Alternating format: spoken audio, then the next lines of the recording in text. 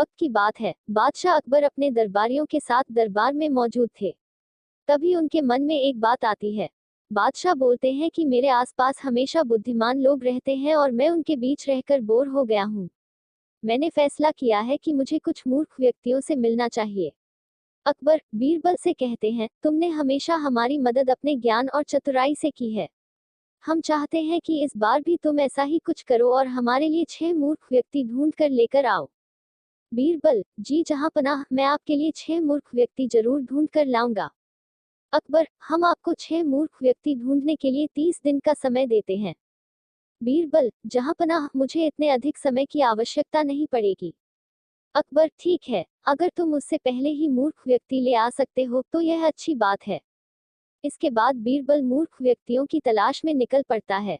बीरबल रास्ते में पूरा समय इसी सोच में था कि उसे वो मूर्ख लोग कहाँ मिलेंगे। तभी उसे गधे पर बैठा एक आदमी दिखाई देता है, जो सिर पर घास की गठरी रखे हुए था। बीरबल ने तुरंत घोड़ा रोका और उससे उसकी पहचान पूछने लगा। बीरबल, कौन हो तुम और ऐसे गधे पर बैठकर और घास अपने सिर पर लेकर क्यों जा रहे हो? व्यक्ति, मैं रामू हूँ और मेरा गधा कमजोर व थका हुआ है, इसलिए गधे का बोझ कम करने के लिए मैंने घास की गठरी अपने सिर पर रखी है। यह सुनकर बीरबल सोचता है कि मुझे पहला मूर्ख व्यक्ति मिल गया।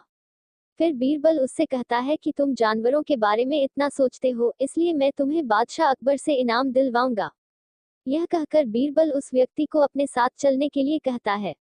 इनाम की बात सुनकर रामू बीरबल के साथ हो लेता है। बीरबल और रामू कुछ दूर चले ही थे कि बीरबल को 2 व्यक्ति आपस में लड़ाई करते हुए दिखाई दिए।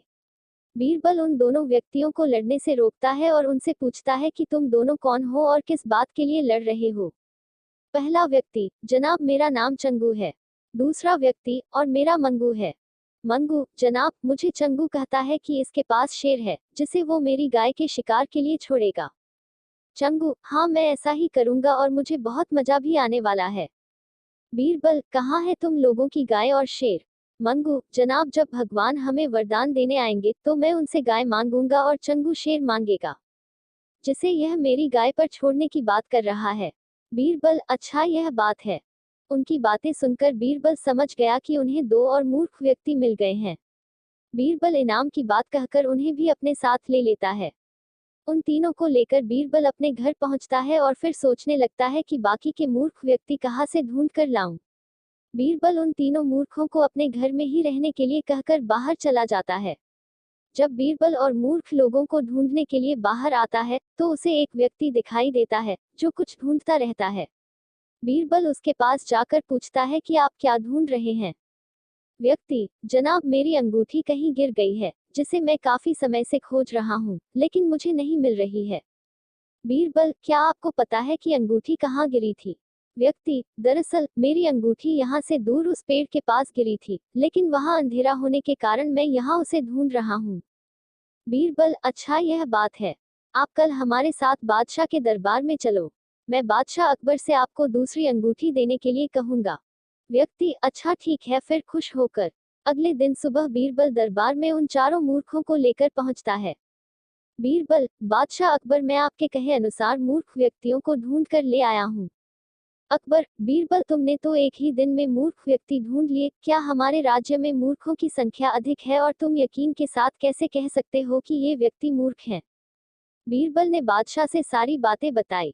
फिर अकबर कहते हैं कि ये तो केवल 4 ही लोग हैं, बाकी के 2 मूर्ख कहाँ हैं? बीरबल, जहाँ पनाह यहाँ पर 6 मूर्ख व्यक्ति हैं। अकबर, यहाँ कहाँ है और कौन है, हमें भी बताओ। बीरबल, जहाँ पनाह एक तो मैं स्वयं हूँ। अकबर, तुम मूर्ख कैसे हुए? बीरबल, मैं इसलिए मूर्ख हूँ क्योंकि मैं इन मूर्खों को खोज कर लाया।